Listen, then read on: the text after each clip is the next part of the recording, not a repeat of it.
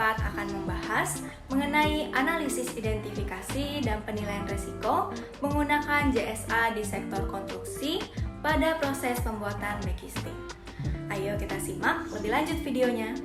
JSA atau Job Safety Analysis merupakan suatu teknik manajemen keselamatan yang fokusnya pada identifikasi bahaya yang berhubungan dengan rangkaian pekerjaan atau tugas yang dilakukan pekerja. JSA berfokus pada hubungan antar pekerja, tugas atau pekerjaan, lingkungan kerja, dan peralatan kerja. JSA dilakukan untuk mengkoreksi sebelum terjadinya kecelakaan sebagai langkah dini dalam analisis bahaya dalam usaha menghasilkan keselamatan kerja.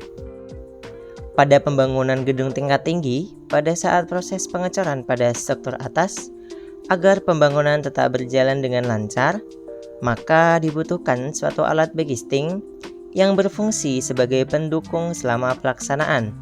Selain itu, backcasting juga berfungsi sebagai cetakan sementara untuk memberikan bentuk pada sebuah konstruksi beton, serta memikul beton hingga konstruksi tersebut cukup mengeras dan aman untuk dapat memikul diri sendiri, peralatan yang lain, dan pekerja. Waktu yang digunakan untuk membuka dak beton berkisar 2 minggu hingga 1 bulan.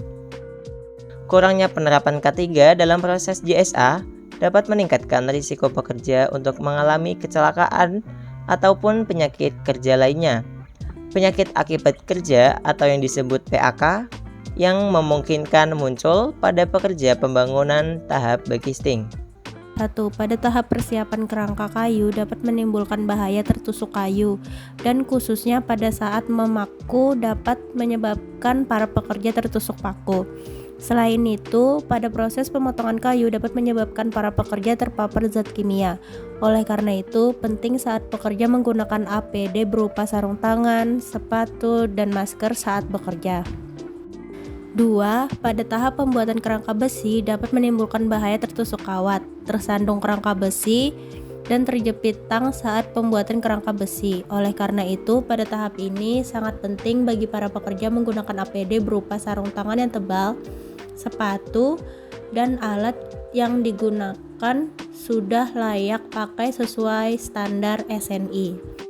3. Pada tahap pengangkatan material tentunya saat berbahaya bagi para pekerja karena dapat menyebabkan kecelakaan kerja yang cukup serius. Bahaya yang ditimbulkan juga tidak sedikit, yaitu kejatuhan barang dari ketinggian, tersandung dan tertusuk kayu, mata terpapar benda asing, tangan mengalami luka hingga dapat menyebabkan para pekerja terjatuh dari ketinggian sehingga menimbulkan cedera pada bagian tubuh.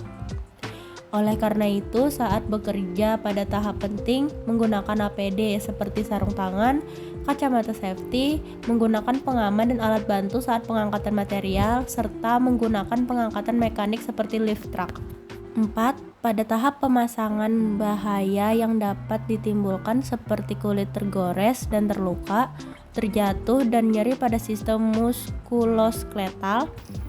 Oleh karena itu, pada tahap ini, pekerja sebaiknya memakai APD berupa sarung tangan, memilih posisi kerja yang aman dan nyaman, serta menggunakan alat bantu saat pengangkatan material.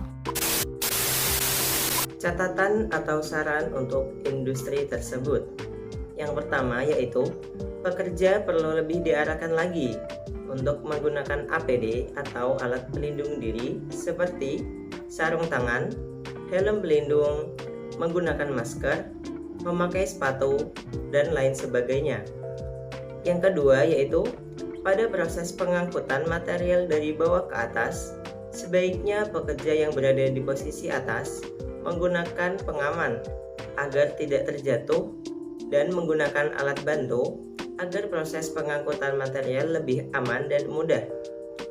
Dan pekerja yang berada di posisi bawah harus menggunakan APD, khususnya helm pelindung, agar dapat mencegah terjadinya aksiden.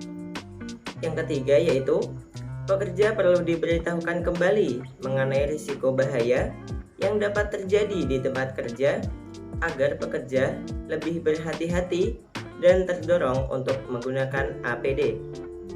Yang keempat yaitu, kualitas APD yang digunakan pekerja perlu lebih diperhatikan lagi agar memenuhi standar kualitas APD.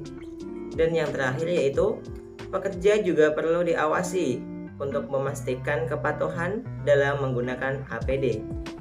Nah, tadi merupakan video edukasi dari kelompok kami. Semoga bermanfaat. Ingat, kita semua adalah safety manager. Kunci keselamatan ada di tangan Anda. Sekian dari kelompok kami. Terima kasih.